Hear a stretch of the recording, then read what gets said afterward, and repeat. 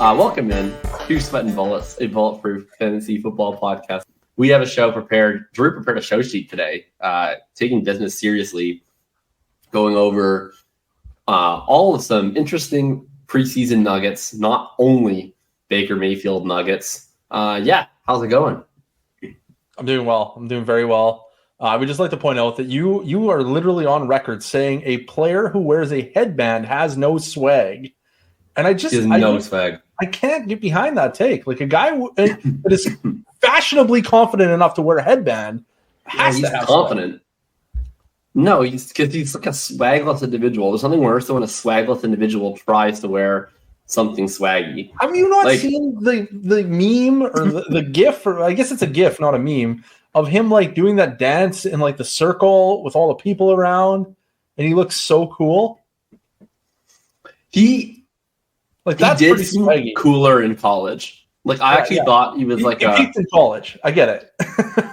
Yeah, because like coming out of college, I was like pretty in on Baker because he's like this like swashbuckling, confident rebel. And then he came in the NFL, and I was just like, man, honestly, this guy's a dweeb. Because like he just doesn't. He actually does just seem like the guy in your friend group who peaked in college, where it's like back in the day. He's this cool dude doing keg stands at all the parties. He was getting all the girls because he was the quarterback of the varsity team. And then you see him at the 10-year college anniversary, and he's just like kind of scruffy and haggard. And he's like, anybody want to do shots? Shazam! And you're just like, Baker's hasn't changed at all. Like, you're like, what do you do, Baker? And he's like, I'm a gas station attendant, but it's cool. And you're like, oh no. Baker. I think you said that he was the cool guy in college, and then you referred to a varsity team. And I did not play football nor go to American college, but I'm quite certain those don't mix. It's all the same. High school, college, whatever. He peaked in his educational I've seen experience. The movie Varsity Blues, one of my favorite movies, and I'm pretty sure they were in high school. Yeah. Okay. Sure. Maybe he peaked in high school. No, he was cool in college. He was cool. When he did his peak moment the flag plant was swaggy. The flag, the flag plant was dope. That was the best thing he ever did. Yeah. Anyways. Also, for the audio listeners, I tried to make like a flag plant motion, but I realized in hindsight it just looked like I was jacking off on screen for the last like 30 seconds, just going like this. But that was a flag plant motion for the video watchers. It was a flag plant. Everybody knows it. Okay, so we got a couple topics. Should we dive into them? Let's dive into them. You quickly set up the first one. I'm going to grab water and a beer so I stop coughing. Fair enough. So the first topic of the day, of the podcast, of this episode, we should actually probably name the episodes at some point, by the way. Or not name them, but like number them. Anyways, the point is, the first topic is, who is one player that has changed your mind or entrenched your belief the most in the preseason? And I revealed mine prior to turning on the record button. And as such, it is very apparent that I don't really change my mind after preseason, but I will be entrenched. I am entrenched in a quarterback that is unlike anything I've ever done. This is a leap of faith unlike anything you've ever known about me. I am entrenched in one Sam Howell, of all players. And I got to be honest with you, it is merely because he's actually probably good, sort of, maybe. I don't know. It's super. Here's the weird thing. Sam Howell was like the number one prospect going into his sophomore year and his junior year. His junior year, he didn't play that bad. He didn't play that good. He was kind of treading water, and the NFL just completely fell out of love with him. I think it's in part because he kind of looks like Baker Mayfield, and Baker Mayfield was flaming out at that point. He does look like Baker Mayfield, and he also kind of plays like Baker Mayfield. Like he's a not super athletic guy who like runs around and he's doing stuff and he's somebody's doing too much. I will say, gives me Baker vibes. I was once fooled by the like the player profile or stat sheet thing on him, like on the homepage of his player page. It says that he ran a 5.07, but it does say that's a high school metric. And I didn't realize that at the time. Oh my God, they've got a new one. I just looked it up. He now runs a 4.73. That is a 74th percentile. What's quarterback that based off of? I don't know. They just doesn't pull say. like. Do they just pull stats out of their ass these days? Like, what's why is he run a 4.73? Like, I have no idea. But I have no reason that? to. I have no reason to not trust him because it confirms my priors. But I don't think that he did that. Like, to my knowledge, he did not run at the combine. And I don't believe that he ran the 40 at his pro day. So the only thing of which I can be certain is that on this page right now, the experts at Player Profiler are telling me that he ran a 4.73, and I refuse to believe anything else. I have blind faith in Player Profiler's integrity in terms of posting workout numbers. I note now that they have workout metrics on one tab, high school metrics on the other. It never used to be that way. And the high school metrics said he ran a 5.07, which is 7th percentile. And I was very not interested in his rushing ability. I was like, this is just a tryhard that can't move. And now he is probably faster than one Baker Mayfield, who I believe ran a 4.8. So, like, the similarities in there. 4.84 for Baker. Sam Howell's coming in at 4.73. Dude's a stud. That actually probably moves him up the list of, or up a notch in you're moving up on a list. You're moving up a list because of a 40 time that you can't possibly say when it's from. I don't know when most of the 40 times came from. I don't verify. I'm not out here verifying somebody else's work, especially on something like 40 times. I blindly follow. So when it confirms my priors, why would we double check it? I mean, I'm kidding. I'm not moving anything, but I will say that I did not realize originally that the 5.07 was a high school time, and that just felt really erroneous in hindsight. Anyways, Sam Howell ran for like 800 yards or something in college in his final year. He was really, really good in his freshman and sophomore years, was mediocre to poor in his junior year. And now he played one game in the NFL and he was like mediocre to poor, but he was a rookie. And now we're into year 2 of the NFL. The Washington Commanders football team has announced him as the entrenched number 1 quarterback of the world. He's throwing to 3 to 4, fairly to possibly 5 fairly decent weapons, if not great. And I'm just kind of throwing caution to the wind. And part of that is in part due to his ADP, which last I checked was not real high. Where's he at now? Do you know? I don't, because the site isn't quite updated. As of 3 weeks ago. That was where his ADP was as of 3 weeks ago. Oh, wait, that's even more updated than I have it then, I think? Because 910. Yeah, 910, but that's 3 weeks ago. I would guess it's even a little higher now. Yeah. Like, I traded Sam Howell away this morning for DeAndre Swift and a 24-second. And, well, on this ADP, DeAndre Swift is higher than 910. So, obviously, if that's at all indicative of his value, then his value is considerably higher than 910. So I guess we'll have to wait and see when where his ADP ends up. But I think at this point I'm still buying. If we start getting up into like the round 6, 5, 4 range, then I'm that would be nuts. I'm going to start selling heavily. Yeah, 910. I only see like one quarter. Well, actually. Okay, so there's only one quarterback that I would prefer to Sam Howell on literally every single team, which is Mac Jones. Just because I'm like pretty confident that Mac Jones is going to be an NFL starter for several years. And I'm not even confident that Sam Howell's the starter in week 12. But I'm not confident he's in week 12, but I'm confident he's going to rush for yardage.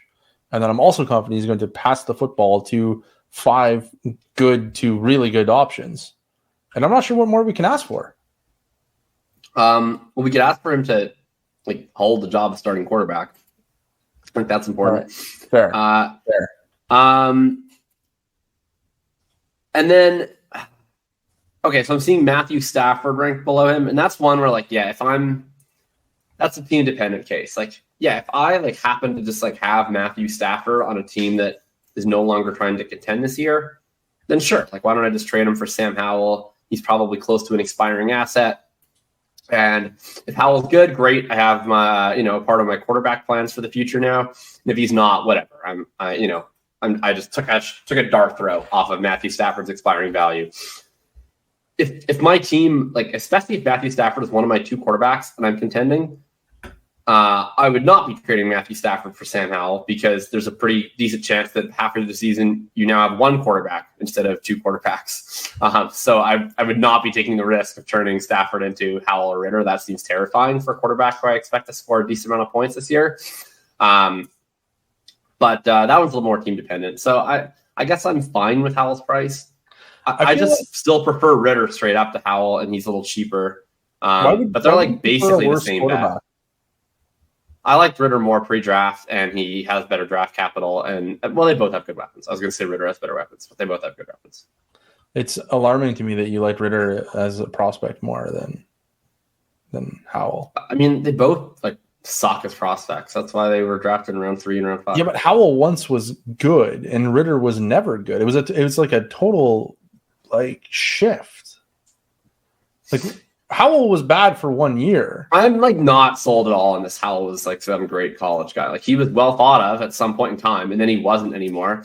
His raw college stats are pretty interesting. He was still horrendous under pressure. He played in a fake college offense, and then the NFL judged him harshly for all of this context by drafting him in the 5th round. That's why you don't just look at college stats in a vacuum and preach the great word of Chase Keenum and Bailey Zappi and Gardner Minshew and all these other bums. We wait for the NFL to draft them, and then usually when the NFL drafts them in round 5, they suck. Maybe Sam Howell doesn't. I'm not 100% sure that he's bad. I'm intrigued by Sam Howell. In best ball, I'm drafting him a lot. He goes the last few rounds. He has good weapons. He runs around, so I'm very interested. I wish that I had more Sam Howell. In hindsight, I definitely wish that I was just firing at him with round 3 picks, especially because I can be profiting right now. But I think it's still, he still doesn't quite cost maybe he does cost a 1st round pick now, but at any opportunity cost less than a 1st round pick, I have no real objection to taking a shot on Sam Howell. But I think you should be taking a shot under the assumption that the most likely scenario is that he goes to 0 at the end of this year. I think you just have to understand that. Once you talk yourself into Sam Howell being a foundational part of your team, I think you're like Wile E. Coyote. You're off a ledge and there's no floor beneath you. You're just sputtering in the air until you fall to your death. Okay, I will get on board. I have Sam Howell on most of my teams where he's my quarterback 4. So I'm sitting there thinking oh man, this could be exciting. But if you are in a situation where Sam Howell is, say, your quarterback 2, you should be terrified. That's not a winning strategy. Stop it right now. Yeah. And move on to someone that's safer, like a Matt Stafford. I'd be totally into that if I was trying to win. I would be totally fine with having both of those guys. Where let's say you have one really good quarterback. I don't know, name any top 10 quarterback. Lamar Jackson. Great, you have Lamar Jackson's your QB1. It's a lot of pressure. I'm totally fine with then my QB2 is a Sam Howell, Matt Stafford platoon, and it's okay, one of these guys probably going to be a mid-range QB2. If you want to stream them back and forth for matchups, you can. If they both totally flame out this year, you only have to replace one of them next year. That's potentially doable. And, you have some upside of just replacing Stafford internally with Sam Howell. That totally makes sense to me. That's the kind of context I'd want him. Both him and Ritter. I think that on all of my Howell and Ritter teams, with possible exception of one team that isn't trying to win at all my teams that have one of those guys and is trying to win, they are either in a platoon situation with my QB2 with another QB2 option, or they're just clearly my QB3 or QB4. Yeah. It's actually interesting. I'm willing to bet that Sam Howell is a lot more expensive than Desmond Ritter at this point, and I think that's probably erroneous. I'm not really sure why that would be the case. They should be pretty close. Yeah, I find them to be pretty similar just in practice. Probably a month or 6 weeks ago, I had done the Dynasty Rankings podcast series with Davis and Pat, and we hadn't gotten into discussion of Sam Howell and Desmond Ritter. And especially after that discussion, I came away like a lot more bullish on buying both of them at their current costs. Just like, well, one discussion that we had was really the difference between those two and Jordan Love and how insane it was, how much more Jordan Love costs when he has the worst weapons. He runs the least. All of them, our base assumption should really be that they're bad. And like the only thing in Jordan Love's corner was like draft capital from 3 years ago. And we already know that late first draft capital does not have a whole lot of signal. Like once you get outside of the first half of the first round, you're already just kind of in free for all mode.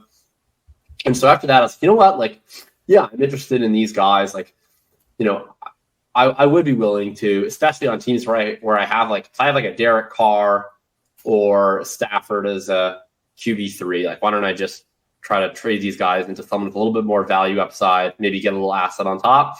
I tried to go on a buying spree. I couldn't really get either one of them. Like I got Sam Howell in one spot where I had the 109 and I was like on the clock.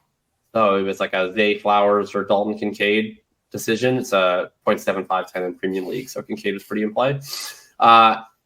And I offered that and my 201 for a 24 first, which I expect to be probably mid, but has upside to being early, and Sam Howell. And that was one trade that went through where I was like, I think I'd rather have this 24 first than the 109. And 201 for Sam Howell seems totally fine to me, especially in this 2023 class. So that was one that I got done, but I really struggled to get most of the other ones done. Like I tried to do a lot of like, I'll give you a 24 second and insert like insignificant young player like Romeo Dobbs, for instance, like comes to mind. And I was like, no. And then, you know, I tried to do like, I'll give you Derek Carr and a third for Sam Howell in a second. People were like, no. So I don't know. I think it cost that. I would never trade a first for either one of them at this point. And I think that's kind of the line that people mostly want. Yeah, I'm just looking at some Sam Howell trades right now, and it looks like 821. So when's that? Yesterday, he was traded for a second. He was traded for a first. Traded for Roshan Johnson in a first. Traded for Aaron Rodgers straight up. Traded for McBride O'Connell in a second. And like it's Dwayne McBride, not Trey McBride. So he's traded for a second. They traded for a second. Yeah. So like if I could trade for a second and the loss of 2 roster spots. Yeah. So I feel like if I can make a trade where I'm getting him for like any second round type value, I would do it. And if I, like you said, if I could get out of him for a first, I would totally do that. I mean, I guess there are at least 2 people doing that, but at this point, like whomst is doing that? Like as many people are doing it as they're buying for first. It's the exact same number of trades. I guess that's my point, is that whomst is doing either of those things, right? Like I just feel like most of the Sam Howell discussions that I've had and Desmond Ridder discussions I've had is me being like, I'll give you a second, and then someone's like, I'll take a first, and then we just like walk away from each other. I mean, it's a real life trade that happened. No, I agree that those 2 people did it. Like I'm not disputing that. It's just I'm also just I guess criticizing those people. Like I don't know, like, what's the point, right? Like you trade Sam Howell for a second. It's like, what's the point? Like, okay, I would have gotten trading Sam Howell for a second in January, right? Where it was like, he might not even start this year, right? Like they might sign somebody, they might trade for somebody, they might draft somebody. Like there was a lot of like landmines that he's already overcome where he could have just gone to 0 before he ever plays a game for you. At this point, he's at least going to get a chance to start. So you're going to be able to start him. You're going to get points from him. And you're going to find out if he's good. Like, once you've already gotten to this point, like, just hold for 2. Like I'm at least holding for 2. Come on. Like, you've already gotten 90% of the way to the promised land here.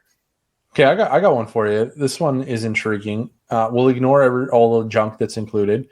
But Sam Howell for Dameon Pierce. Pierce, which is a great easily because that's my pick. That's my pick for a guy I'm changing my mind on. There we go. You didn't even know that. I promise the listeners, he didn't know that. I did not know that. I'm shocked. I'm shocked and appalled.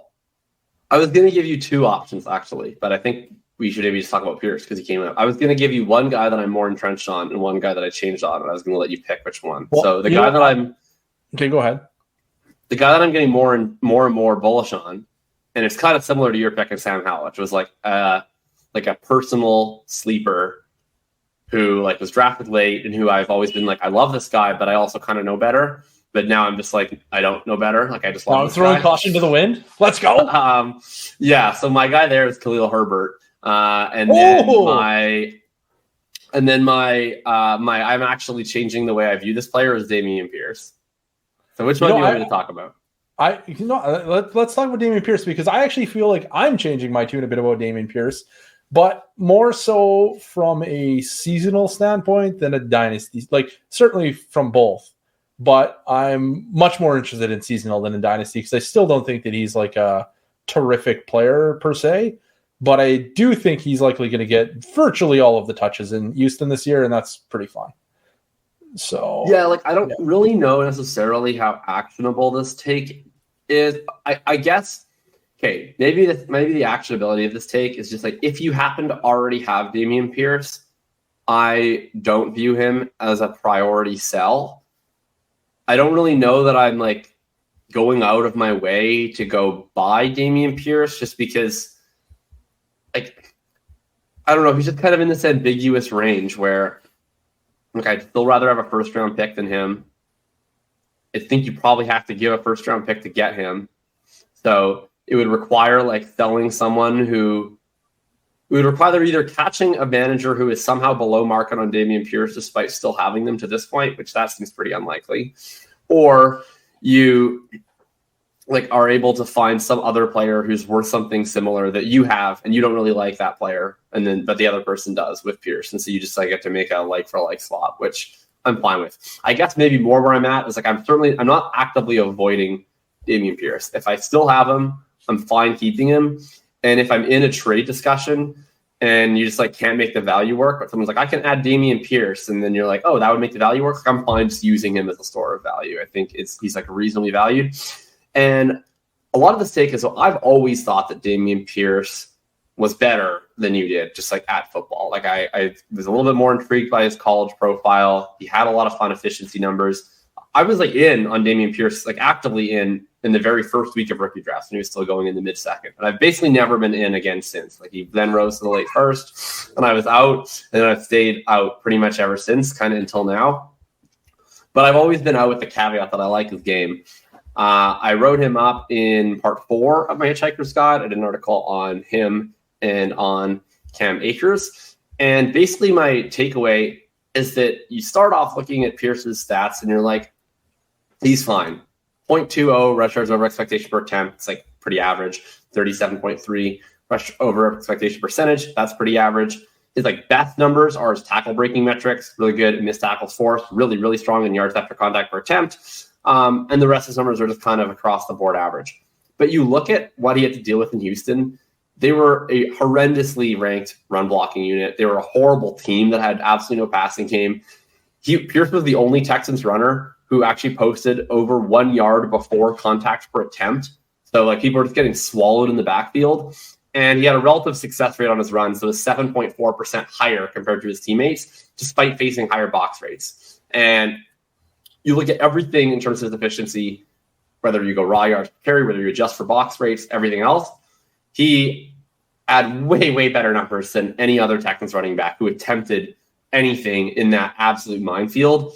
And PFF winds up giving him the 10th highest rushing grade. So they agreed, like, he's actually pretty good. I think Dameon Pierce is like Chris Carson. Like, he's like a running back who's like good at all of the little things. He doesn't really have the top gear. He's like an okay pass catcher, but he's not that special. And that's going to keep him from ever being like an elite fantasy running back. But I think he can like be in the NFL for a while, and he's like good enough. And he's adding some level of value for a team where a team's never going to look at him and be like, we have to replace this guy at all costs. But teams are also dumb, and they might just look at this guy and be like, we can replace him if we really want to. So it can kind of go either way.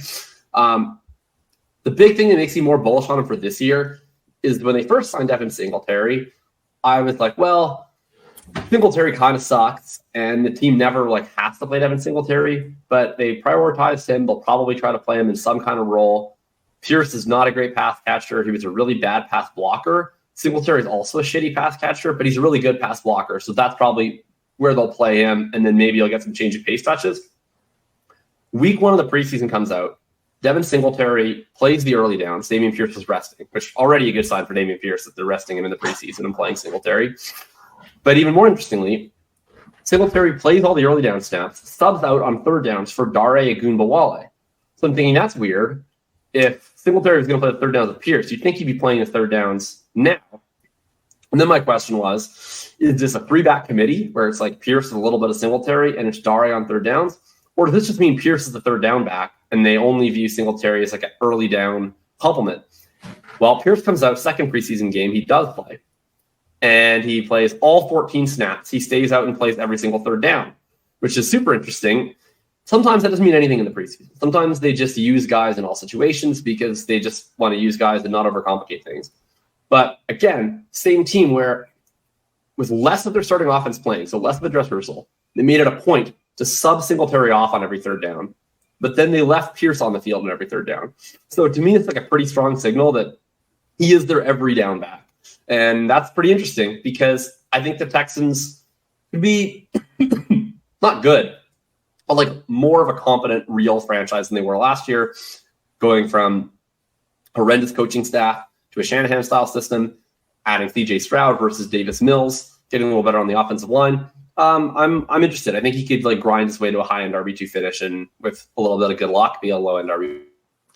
Yeah, that's kind of what I think he's going to be this year now, is probably in the RB2, like RB 10 to 15 range. Like he's not going to be high-end RB1 by any stretch, but I think he's going to just get Najee Harris level volume basically. And yeah, he'll be above Najee Harris in redraft. I actually moved him ahead because I think Pierce is better than Najee Harris. And I think Jalen Warren is going to play some snaps, but I think Devin Singletary might play like almost no snaps. Yeah, I honestly think Dameon Pierce might be like the number 1 snap share running back in football this year, or darn close to it. And I think that's moderately exciting. I just don't have faith that it lasts forever, I guess, would be my hindrance in Dynasty. I'm like, he'd be a good player for 1 year, but I don't want to get caught holding the bag, so somebody else can hold him. But yeah, I mean, I don't know if you don't really usually see that many like for like running back trades. We pick on this guy all the time, but if I could swap like Rachaad White and Dameon Pierce, that's similar value. I think Rachaad White fucking sucks. So if I could move Rachaad White for Dameon Pierce and like not really have to add anything, like I would do that because I think his. Like I don't think Dameon Pierce is ever just going to like lose the role with it being his fault. I don't think he's so good that a team like can't ever just do something goofy and be like, we're going to draft a running back in round 1 because we want to. Like I could see that happening, right? Like I think Tyler Algier is pretty good, but the Falcons were just like, we think Tyler Algier is fine, but we want Bijan, and like Texans could do that at any moment. I think Rachaad White could lose the job, and it will be his fault. Like I think Rachaad White could be so bad that the team's just like, can we try anyone else? Like I could see that happening. Can we bring Peyton Barber back? We need Peyton Barber. Right. Like I could literally see like, oh man, I gotta find this. I gotta pull this up. Like I wrote about Rachaad White too. People find it on him. And I mean, I thought this was mostly from a seasonal lens. And my take was like, you have to sell him in Dynasty if you want to take him in round 8 in seasonal drafts. It's fine, I guess. He could have a 3-down workhorse role. But yeah, I was like, what? I wrote this section. I said, what happens in a backfield where the team sucks and all the running backs suck too? Probably one of 3 things. 1, Rachaad White takes a step up from his rookie year to be an average NFL running back with every down skill set. The Bucs have no reason to look elsewhere, and he gets fed all year to fantasy success. Think David Montgomery 2019. And this is the real kicker. Option 2, the Bucs, despondent with their lack of talent in the running back room and the harrowing alternative of letting Baker Mayfield pass, futilely rotate their backs like a depressed teen shuffling their iPod for a song until the season mercifully concludes. Think the Orleans Darkwell, Paul Perkins, Shane Vereen, Wayne Gallman committee of infinite sadness on the 2017 Giants. That's something I see very presently in my mind. That sounds pretty accurate. Yep, I'm in. I'm in for that. Look at this. Our very first podcast episode that was never released, all we did was beat up on Dameon Pierce, and now we're all in on Dameon. Look at us now. Look at us. Cue the Paul Rudd GIF. Is it a GIF or GIF? I always say GIF because it stands for graphically. Yeah. Okay. Yeah. So we're halfway through the show. We've covered one of the 5 topics, and Right. actually, you have a second half of this topic. No, So I don't need to give it. I was going to let you pick which one to talk about. I don't need to. Okay. I'll just give the TLDR version. Khalil Herbert, I've always thought he was a really fun rusher. Like he was super efficient at Virginia Tech. So way back in the day, I was like, take him in the 4th round. He could win the backup job from Damian Williams. Why not? And then he got in there. He was like legitimately pretty interesting as a rookie. He became really, really interesting in second year. Like a lot of his efficiency stuff was near the top of the NFL. And at this point, I kind of came into the offseason and I was like, what do we know about Khalil Herbert? We know that on somewhere between 125 to 150 touches, he can be one of the most efficient runners anywhere. He's like now demonstrated that for 4 consecutive seasons, dating back to college. We also know that he's probably never going to be much of a pass catcher. He's constantly struggled in pass protection. He's never posted very impressive pass catching stats at any point. Big thing we don't know is like, can he scale up his rushing ability from that 125 to 150 carry zone to the 225 to 250 carry zone? And we still definitely don't know that. But some encouraging things is that like coming into this, it was like, this is an ambiguous backfield. And I still think it's an ambiguous backfield season long, but it doesn't look like it's ambiguous for week 1. Like Khalil Herbert played every snap of the starters first preseason game and then rested the second preseason game. So Foreman was playing as the clear number 2, and Roschon like is currently the 4. I'm sure he'll work his way up the depth chart as the season goes along. But it seems like plan is week 1, Khalil Herbert's the guy, at least on early downs, but he was playing passing downs in the preseason too, and he housed like a 54-yard screen pass, which probably might get him to the more passing downs. And I guess my take on Herbert is like the biggest obstacle for a guy like him was ever getting to this point where someone's ever like, this is your backfield, dude. Have at it. Like that just doesn't usually happen for day 3 undersized picks. So the fact that we're here, like I think based on what we've seen from him so far, I don't think he's going to get this opportunity and blow it. I think he's going to be really good, at least as a runner. Don't know about as a pass catcher. And I'm excited for it. So I always viewed him like most of this offseason as a priority in best ball, but as a guy in managed formats and especially Dynasty where I was pretty hands off. But now I'm a little bit more interested. Like if I'm now buying a somewhat more assured early down role with the chance of maybe adding pass catching to that, that's a lot more interesting than before where I was like, he might get the early down role and he definitely won't get the pass catching. So I have a question for you. AJ Dillon or Khalil Herbert in Dynasty?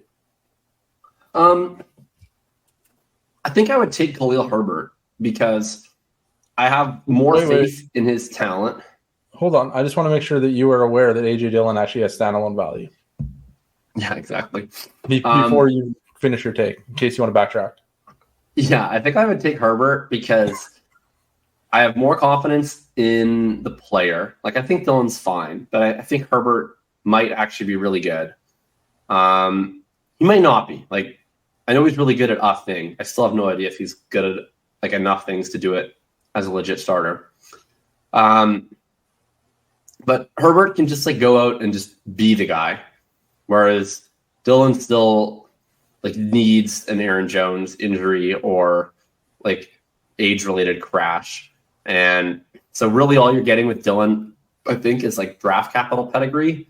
But at this point, I think Herbert's just going to keep himself in the NFL for a while with his play, and he can just be the guy. Like it seems like an easier ask where week 1 happens and Khalil Herbert plays 75% of the snaps, and you're just like, oh, he's already the dude. Like we don't need to just wait around for an injury to happen. I find it offensive that you say the only thing that AJ Dillon offers is draft capital because there's also standalone value. It's well established. And I think you need to lean into that a little more when you're doing any type of analysis regarding AJ Dillon, is the standalone value that he provides. And okay, I got one more for you. And this is interesting to me because I think I'm fairly like slam dunking this one, but Tank Bigsby or Khalil Herbert in Dynasty. Yeah, that is an interesting one. I think that I would take Tank just from like a market perspective. Like I think without the pass catching side, which is really just hopium. Like I don't think there's actually any evidence to suggest that Khalil Herbert can add anything in the pass game, or even that he should be playing those snaps. That he's probably never going to be worth a first, and he's probably never going to score more than like 15 points per game. So there's a glass ceiling on that type of player. Whereas with Tank Bigsby, I mean, I still think the most likely thing is that he's just like a backup for the duration of his rookie contract, and we get to play him sometimes when Travis Etienne gets hurt. I am a Travis Etienne bull, but I do have confidence in the player, and the market just fucking loves this guy. Like, you look at how he's screaming up the boards in best ball right now, like, and how many people are willing to say that he's already better than Travis Etienne, which is insane, by the way. He's like not. Like, he's just not. He was never nearly as good of a prospect. We've now seen Travis Etienne be really good in the NFL. It's like fucking bonkers that people say that. And I say that as a person who really likes Tank Bigsby, but it's actually insane. And like, it's so out of touch with reality that it drives me nuts. And it makes me almost dislike a player I really do like, whose name is Tank. And that upsets me. Anyway, that's mini rant over. With all that being said, the market is so frothy for Tank Bigsby that it's way easier to picture him like being worth a first. Like, and there's so many different avenues to it. Like, Travis Etienne could just get hurt, and people, like, let's say he gets hurt and it's like a significant injury, like he gets like a high ankle sprain, and it looks like it's going to be Tank Bigsby's backfield for 4 to 6 weeks. First of all, it's going to be Tank Bigsby's backfield. Like we just saw in the preseason game, he already was playing 27 out of 33 snaps, and he's a rookie. So that was with Etienne sitting. So I think he's just going to be the guy if Etienne gets hurt. That's exciting. He's the guy on the Jaguars. That's really exciting. And people would be like, yeah, he's just going to get it. He's never going to look back. He's going to take the job. I'll give you my 25 first. So that's exciting. And I also think he has like a lot of potential to get that kind of A.J. Dillon treatment where people are going to be pushing Travis Etienne out the door, even if there's no actual evidence of it happening. People are going to see Tank Bigsby probably post really good advanced stats. He's a pretty good player who's going to be used pretty sparingly in a really good offense. So I think he's going to have some like artificially boosted stats on top of being probably good. And people are going to look at that. We're going to be like, next year he's taking over the backfield. And then the year after that's going to be like, this Travis Etienne's last year. He's going to leave in free agency. It's going to be Tank Bigsby's backfield. Like, you're just going to get, I think, a lot of Tank momentum so he's just going to be kind of locked in, I think, at that mid-second value with only room to go up for the next 2 years, where he's just going to be really insulated in a way that Herbert isn't. No, like I said, this one's a slam dunk for me. Tank Bigsby was I believe, one of the cheapest bulletproof running backs in rookie draft history, which is really kind of exciting from a standpoint of he was very attainable in rookie drafts. And super attainable. My most drafted rookie in the 2023 class. Yeah, it was great. I had him ranked, I think, like 9 to 10 rookie spots ahead of his ADP, which is pretty absurd. I didn't, because I'm a reasonable person, but I still drafted him more than anyone else in the class. So it's hard to believe that you would underrank a guy named Tank. Like, it's hot. That's a good rhyme, by the way. Gotta say, good preseason for my most drafted rookie this year with Tank Bigsby. Yeah. Second most drafted with Luke Musgrave. What a preseason! Looking great. Yeah, like Tank. I think you nailed it. Tank Bigsby is going to be getting, like he's already got hype, and that's only going to continue as he's like the under. What do you call it? The in like acting when you're like the understudy. When he's the understudy to Travis Etienne, who I think is pretty good, but I'm not quite as bullish on Etienne as you are, I don't think. I wouldn't be shocked if this was like a 60-40 split this year and then like a 55-45 next year. And I mean, I could see that. I'm not even that bullish on I'm actually really bullish on Travis Etienne at his redraft costs, because I just think he's just like a substantially better player in a substantially better situation than we ever get to draft in the late fourth. I like him. I'm not saying I don't like him. But I'm not like even that bullish on Travis Etienne as a dynasty asset. I think he is like legitimately high risk, but I am like bullish on him as a real life player. Like, I think some people just want to like shove him out the door like he's just some bum, and I think that's just nuts. Like, I don't think that there's any evidence to support that he's like a crappy football player. Like, there's a lot of evidence directly to the contrary to support that he's a good football player. Like, I think the fairest thing you can say is that he's like a good but flawed football player, and that will allow Tank to get on the field and have a legitimate role. But like, I think if people are feeling like Tank's just going to walk in and take the job, people are losing their mind. I feel like Travis Etienne and DeAndre Swift like have like inverse. If you could combine them, they would be actually like an incredible player. But I just feel people make this comp a lot, but they're and like, because I guess they're high variance. Although I still don't think Travis Etienne's like high variance as people think, but they have opposite issues. Like Travis Etienne's issues mostly are that he like has ball security problems and can't really catch footballs. DeAndre Swift can definitely catch footballs. I think that people think that Travis Etienne is a bad inside runner. I don't think he actually is. His like rush over expectation percentage was like second highest in the whole NFL. I think he's actually pretty decisive. I think he's like I think he's just a really good runner who doesn't catch passes all that well. It's just that he comes in a smaller package, and people have a lot of preconceived notions about him from college. So people are projecting things on, but it's good. It's a good spot for Tank to be Etienne's backup, because what the fantasy community loves to do is they decide what they don't like about the lead back, and then they project all those things on as the strengths of the other back, regardless of whether or not there's any evidence of those strengths. So whatever bothers people about Travis Etienne, people will think Tank Bigsby is fantastic at, which he might be and he might not be, but that is what will be the case in people's minds. So for a running back that people love to hate, it's a good spot to be his backup. On today's episode of Sweatin' Bullets, a Bulletproof fantasy football podcast, we talked about how to trim the benches of your Dynasty roster. But what if I was to tell you that there's even something more precious than your Dynasty bench stashes that needs a little bit of trimming? That's right, the Bulletproof Fantasy Football Podcast Network, including Sweatin' Bullets, is brought to you by Manscaped. Manscaped will help you trim the end of your bench so that you're in your peak performance, and there's nowhere to get in more peak performance than the Performance Package 4.0. The Performance Package 4.0 is waterproof. It reduces foot odor. It includes the Lawnmower 4.0 trimmer to reduce nicks and cuts when you're shaving your precious end of bench. It also, of course, reduces the risk of ingrown hairs, reduces the risk of grooming accidents, but massively increases the risk that you might become extraordinarily desirable to whatever sex you wish to attract in your sexcapades. Make sure to use the Performance Package 4.0 in whatever you wish to desire as you reach out in your endeavors. And if you are going to reach out and get the Performance Package 4.0, you simply must use code BPFF. That's Bulletproof Fantasy Football, BPFF, for 20% off your first order. Thank you, Manscaped, for sponsoring this show. And again, that's code BPFF for up to 20% off of your Performance Package 4.0. All right. Well, we are 44 minutes into our 1 hour show. We finished topic 1.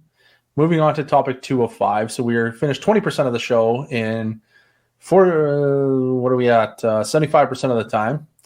Yeah. Totally sorry, Matt.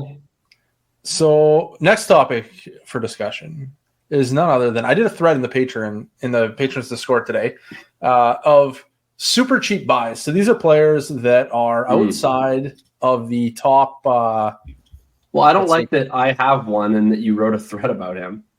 Well, that's awkward. These are players outside of the top 20 rounds of startup ADP.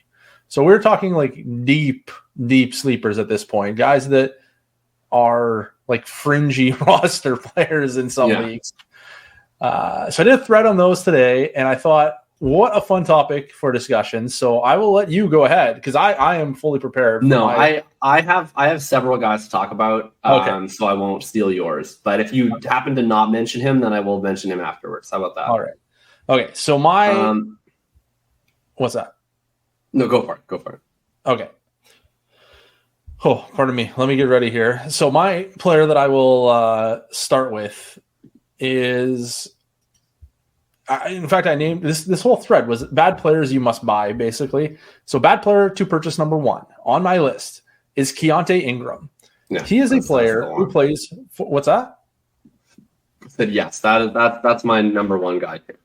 Yeah, he's outrageously undervalued right now. I've been working on this this thing a little bit. I don't know if I'm going to actually publish it or not, but basically he's like one of, if not the cheapest direct backup running back in the world. He's the cheapest confirmed direct backup. Like there's several other direct backups that are cheaper because we don't actually know who the direct backup is. Yeah. But of the backups who we now for sure know they're the number 2, and we do. He played 4 snaps with the starters in week 2 of the preseason in a game that James Conner played. Conner played 11 snaps. Ingram played 4 snaps. No other running back in the Cardinals played a snap with the Cardinals starters. So he is the number 2, and he's definitely the cheapest confirmed number 2. Yeah. So yeah, like sometimes I get so confused by the pricing of backup running backs because some of them are like crazy expensive, and I'm like, you don't even know if that's the guy who's going to be the backup. You don't know what kind of role he's going to play when he, if the starter goes down. You don't really know a whole bunch of things, and yet some of these guys are super expensive, and I'm just like, oh, that's crazy. And then you have a guy like this where it's like, I'm pretty confident, like a tremendous degree of confidence that he is the direct backup, and if James Conner goes down, he will be the player who takes his place. And let's not forget that James Conner has been fairly or unfairly categorized as injury prone for like 4 straight years. He misses time almost every year, like most running backs do. And like, was it like 3 years ago when he was the Steelers starter and then got hurt? And everyone was like, oh, he can't stay healthy because he had cancer and he had chemotherapy, and now it's all over for him. And it's just crazy to me that now people don't even want his backup running back when pretty much every analyst in the world is like, hey, you know what a great way to win your fantasy football league is? To have the damn contingent upside. This is a player with contingent upside. He's like 6 foot, 215 pounds, or somewhere thereabouts, if I recall correctly. 6'2", 21. Okay, even better. He runs like a 4.5 something or other, which is a 4.59, which is fine at 221 pounds. Yeah. 80th percentile burst score as well. Excellent burst score. And then we have he wasn't like a big pass catcher in college, but he did not catch passes in college. He's about a 50th percentile target share player, which was he has 3 seasons over 20 catches, and he always played with really talented teammates, and is 6.5% market share receiving yards, which is totally fine. Totally fine. Yeah. He's just totally fine. And yet he's going outside the top 20 rounds, and it's completely unreasonable. We have Kyler Murray, who is out right now, and that's fine because Colt McCoy is the presumed starter, and Colt McCoy is one. What would be the word I'm looking for? He is definitely somebody who does not want to test the defense deep. His next hit is his last, so he's checking that ball down. So, if he's currently hosting a show for the Underdog Fantasy Network, so that's where his priorities are at. If James Conner were to get injured early in the season, we would have Colt McCoy. If James Conner does not get hurt early in the season, instead gets hurt late in the season, we have a Kyler Murray offense. Both of these are appealing to me, and it's actually strange to me. Kyler Murray seems to throw the ball to running backs at a fairly reasonable clip for running quarterback. I'm curious if that is a staple of the Cliff genius or if that is a Kyler Murray thing. It certainly wasn't in college. I kind of feel like it might be a Cliff thing because he would spread it out and throw it underneath. I think it's kind of a Cliff thing. I think he just designs routes so shitty that no one's open, so they have to throw to running backs. Plus, it's just the whole thing is designed to get the ball out. Yeah, interesting guy, that Cliff fella. So at the end of the day, we have the efficiency boost from rushing from Kyler Murray, and or possibly still some running back targets, and or some running back targets from noted deep ball specialist Colt McCoy. And it's like the other guys in the depth chart are Corey Clement, who is definitely not it, and Tyson Williams. He's playing half his snaps at fullback in the preseason, by the way. Corey Clement. Corey Clement is. Yeah, he's splitting time between running back and fullback. That makes a lot of sense because most offenses feature fullbacks heavily. So I like that for him. Love that for him. So it's just, I don't know. There's just no reason not to be way overweight on Keontae Ingram. Should basically be your most rostered player because he's basically free and has tremendous contingent upside. And that's my dude. Yeah. Totally agree. I'll even add a little bit more. I wrote up Keontae Ingram. I did the Bucks and the Cardinals backfield in my most recent Hitchhiker's Guide post. And yeah, here's what I had to say on Ingram. Ingram played with a high caliber of teammate throughout his college career and was consistently more efficient per carry than the average of his backfields. His best attribute per Noah Hills was converting chunk gains, posting a chunk rate, which is percentage of carries gaining 10 yards or more, in the 79th percentile for his career and 97th percentile in his final year. He's a guy who does what coaches want. He's a guy who gets what's blocked. He never was a big play runner, but he was consistently efficient overall, and he was consistently efficient at gaining positive yardage and getting those intermediate gains, and was always totally fine out of the backfield and as a receiver. So that's kind of exactly what I like to target for late round running backs. It's just guys where if things happen in front of them where they get on the field, they're not going to give the coaches an obvious reason why they have to be taken off the field. They may not ever be so impressive that they get their own backfield, but if James Conner goes down for a month and Keontae Ingram gets the shot, I don't think he's going to fuck it up so badly that they're like, we got to get anybody else. Like, I think he's just going to get what's blocked and catch the balls that come his way and be totally adequate. And Drew was talking about James Conner getting injured. I mean, I think there's like even more upside here where, I mean, this team is projected by Vegas to be the worst in the NFL by a lot. They're not favored to win a single game this entire season. They have the lowest win total in the league. Who knows if Kyler Murray even plays at any point this year? It's also not like Cliff Kingsbury coaching for his job, running out James Conner, for 100% of the snaps in the last game of the season anymore. It's a brand new coaching staff. I guarantee you James Conner will not be on the Cardinals whenever they are good again. So if Keontae Ingram shows them anything, like, I just don't see what incentive this team has at potentially like 2-13 to just keep rolling out a 28-year-old James Conner at all. Like, it just doesn't make any sense to me. So I feel like if any running back is going to be like ruled out in week 16 with general soreness, James Conner is top of the list for that one. So, general soreness. Love that. I just think, like, I just see a scenario where, like, if Ingram shows the staff that he's a player that they want to get to know a little bit better, they're going to get to know him a little bit better. There's just no incentive to play James Conner in a lost cause season. So I think he has a lot of contingent value that can come through like a kind of sort of injury. I don't even think it has to come through I just broke my leg, or they just do kind of what the Bucs did last year, where they were just like, Leonard Fournette's clearly dust. We're not going to, take him off the field, but we'll just give the other guy every second drive because we'll just see what he has. Like, I see that as a pretty viable scenario. And there's no other young guy. That's the thing. Like, it'd be one thing if it was like they have Ingram and then they also just drafted someone in round 6 and you're like, who knows? But there's nobody else. It's like the only other young guy in this backfield is this UDFA Amari DiMercato, who is Kendra Miller's backup at TCU, and I don't think there's like anything remotely interesting about him. So, well, he played in the national championship game. That's true. So, and they lost that game after winning all their other games because Kendra Miller got hurt. So that's clearly Amari DiMercato's fault. If they had Kendra Miller, they would have won instead of losing by like 55. Yeah, he was the cause of the 55-point loss. That's rough. That is rough. Considering running backs don't matter, and then to have one matter that much, that is a lot. Yeah, that is really, really bad. Okay, so who's your guy? Your deepest, darkest buy. Your deepest, darkest stash. Okay, I'm gonna cheat. Ingram, the best one. I'm going to cheat and I'm going to pick 2, but I'm just going to call it the Bengals backup running back because I don't know who it is. But by all reports, it's not Chase Brown. By all reports, he is a distant 4th on the depth chart. And he's been sort of the presumed backup since he got drafted in day 3. Then you have to remember about the Bengals. They draft a day 3 running back every single year, and they are never the backup in their first year. They're usually not even the backup in their second year. Like they have been teasing the fantasy community with day 3 running back picks for a half a decade. The entirety of Joe Mixon's career, they keep drafting day 3 running backs. They drafted Samaje Perine, they didn't draft him. They signed him and immediately installed him above other people.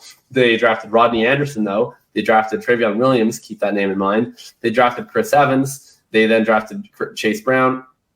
And yeah, Chase Brown sounds like he's not in the mix for the number 2 role. It sounds like it was Travion Williams who was in the lead coming into this offseason. And that's interesting because Travion Williams, as far as pretty like almost certainly bad players go because they're drafted in round 6, Travion Williams was a really interesting prospect. He was Eno Benjamin before people started looking at cool stats. He was a 3-year player at Texas A&M who had 19 catches as a freshman, 20 as a sophomore, and 27 on 39 targets as a senior. That's an 8.8, or as a junior, sorry, in his last year. That's an 8.8% target share, which is pretty good, especially for a junior. In that season, he had 19 total touchdowns and 760 rushing yards to complement 278 receiving yards. So as a 20-year-old, he handled a total of 298 total touches, had over 2,000 total yards and 19 touchdowns. Like, he was just an insanely productive college back in the SEC. 5'8", 206. So he's undersized, but he's not like insanely undersized. He's basically Clyde Edwards-Helaire size. And then ever since then, he's just toiled on the Bengals depth chart, doing nothing. And nonetheless, after his rookie contract expires and the Bengals never using him, they immediately re-signed him to come back this year. They talked him up. They said he's going to be our Samaje Perine this year.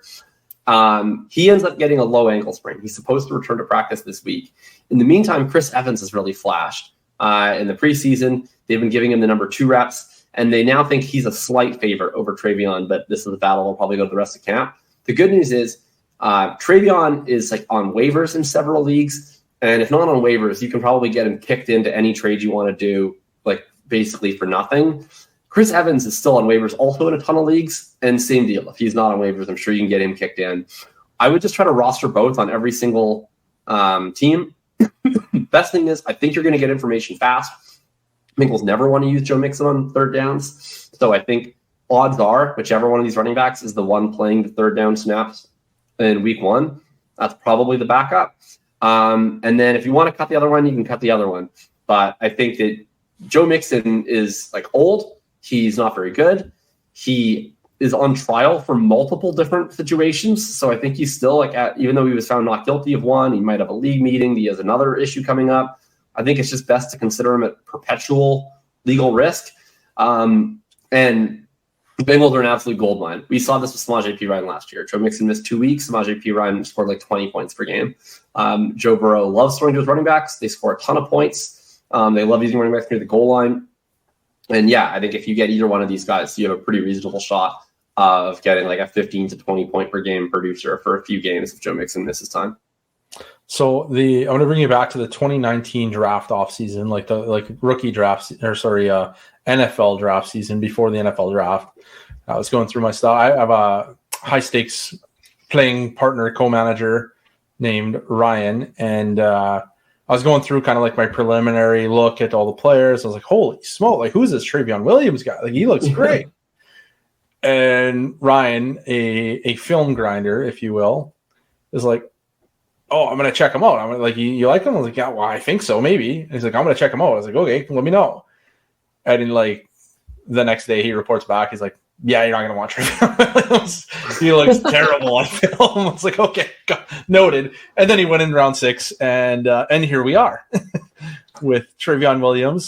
Still like his profile's like fun. If you're looking at rookie profiles and counting stats and things of that nature, it's a lot of fun. So in 5 years, this is the conversation we're gonna have about Evan Hall. Yeah, exactly. This is exactly the conversation we're gonna have about Evan Hall.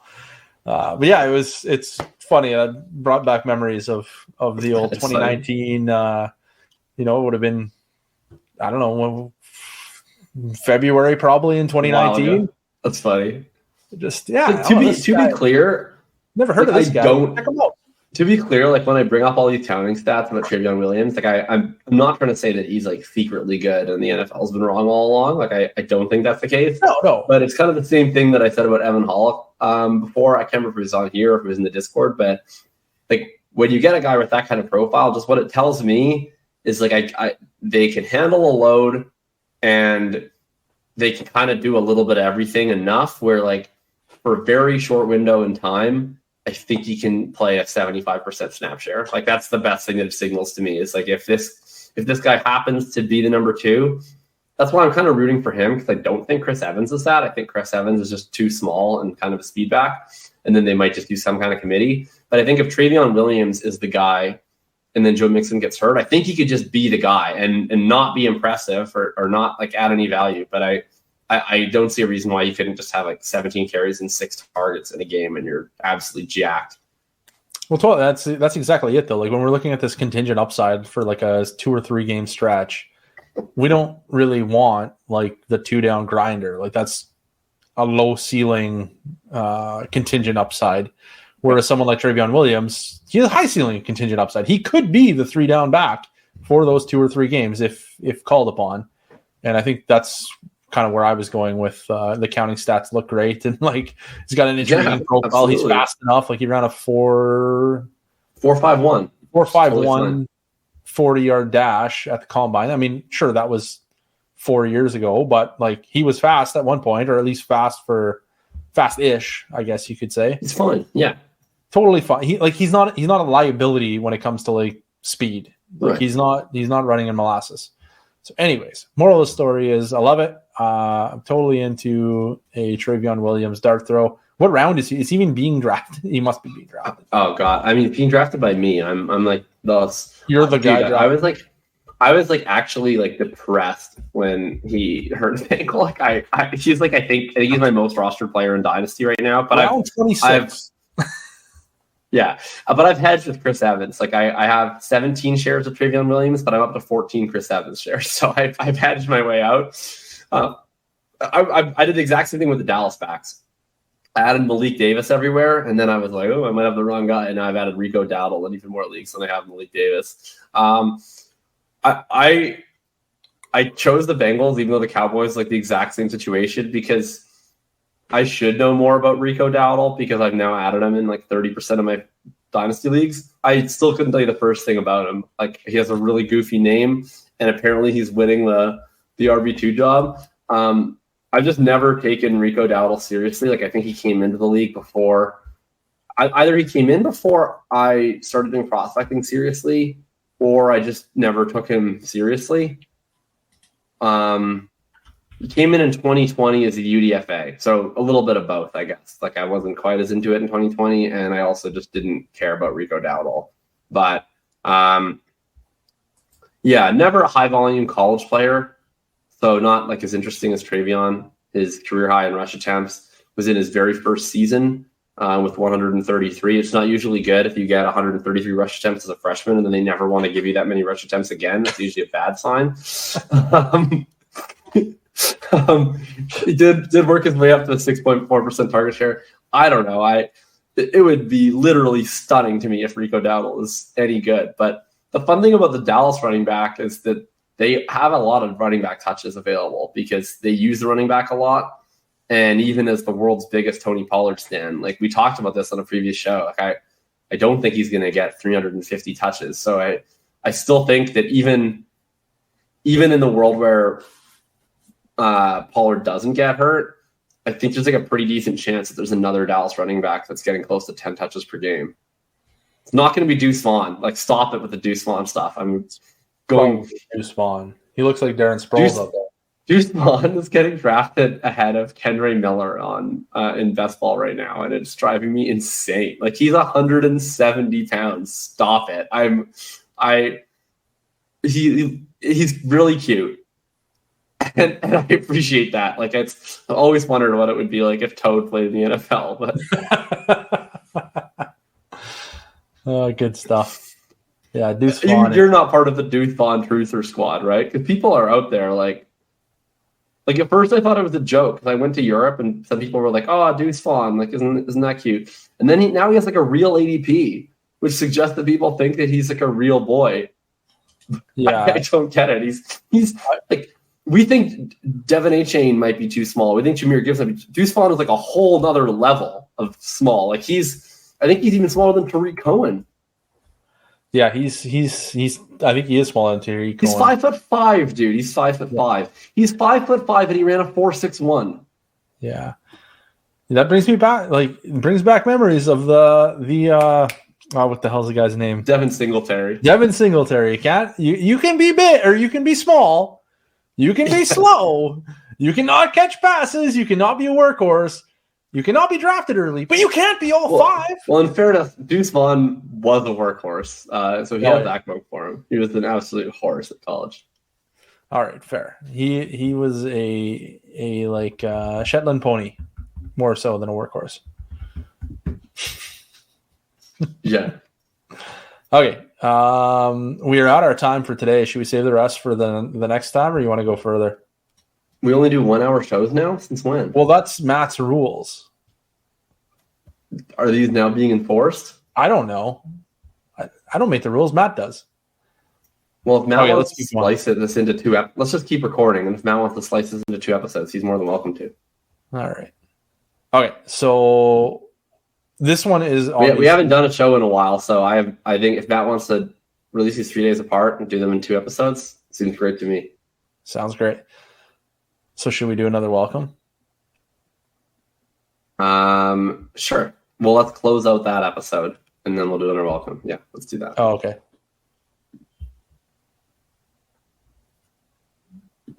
Do you say something like, that'll do it for today, or whatever. Oh. I thought you meant literally close the browser, close the StreamYard or whatever. It's what are we waiting for? Do the thing. Okay. All right, well, that brings us to the close of this episode of Sweatin' Bullets, a fantasy football podcast. Tell people where they can find you, Jacob. You can find me on Twitter at Jacob Samuelson. Whoa! That's not even the name. I know you've been gone, but the name's been changed for a while. That's true.